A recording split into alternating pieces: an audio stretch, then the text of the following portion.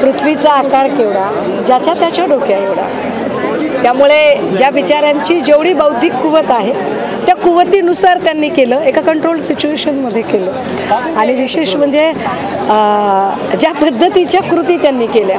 मी मगाशी माझी विस्तृत भूमिका मांडली आहे त्याच्यावर की स्वर्गीय माँसाहेब मीनाताई ठाकरे यांच्या हातातही पाण्याची आणि जेवढी म्हणून स्त्री शक्ती आहे त्या स्त्री शक्तीचा एका अर्थाने अवमान करण्याचा प्रयत्न. अर्थात फडणवीस साहेबांकडून मला वेगळी अपेक्षा नाही आहे, मला शिंदे साहेबांकडूनही वेगळी अपेक्षा नाही आहे. माझ्या अपेक्षेप्रमाणे ते वागलेले आहेत.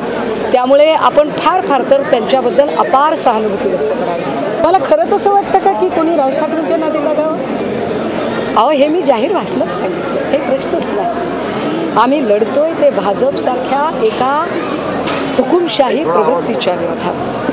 त्या प्रवृत्तीच्या विरोधात लढताना आम्ही बाकी उपकंत्राटदारांकडे बघायचं काही कारणच नाही आहे. हा पण स्वतःहून वाद ओढवून घेण्याची इच्छा बऱ्याच लोकांना असते. कारण काय होतं माहिती आहे का, जेव्हा दोन खेळाडू स्टेडियम मैदानात खेळत असतात तेव्हा पॅव्हेलियनमध्ये जे बसलेले असतात ना, त्यांना सतत वाटतं की आपल्याला कोणीतरी खेळायला बोलावलं पाहिजे. पण आम्ही राज ठाकरेंना पॅव्हेलियनमध्येच बसून ठेवणार आहोत.